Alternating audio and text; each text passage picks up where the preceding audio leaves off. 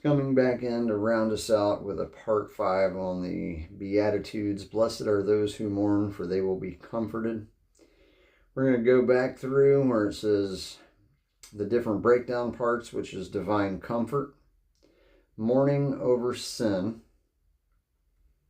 empathy for the world, vulnerability in God's presence, and then the paradoxical blessing.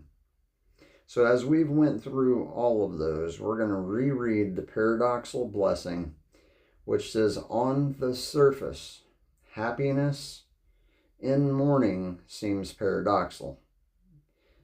Simply because happiness and mourning, how can those coincide?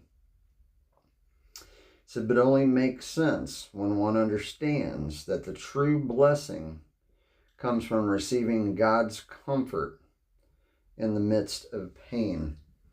So I really felt like making this additional part so I could paint a picture, because this is one of those important ones that when you hear about mourning, none of us really take that sort of thing very lightly.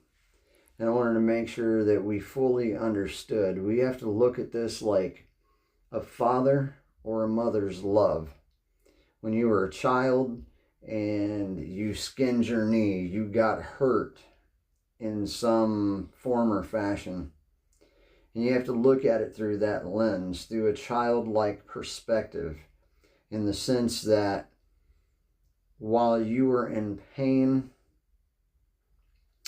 there's something about your mother or your father picking you up, bringing you in, whether it was wiping off the cut, the scratch, the scrape, whatever it might have been, in the way that a parent or a loved one comforts.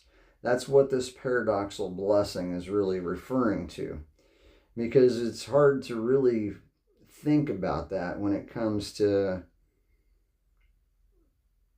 happiness in the midst of mourning. And that's what I wanted to really to drive that understanding home, so we look at Christ in the same way. In essence, the teaching encourages people to turn to God in their moment of grief, offering the promise that instead of being buried by sorrow, they will be uplifted and comforted by His love. And that's exactly what the point there is. There's something, it's the grace, it's His mercy in our repentant heart and soul that He will come lifting us up, rebuilding us anew, and giving us a fresh new start.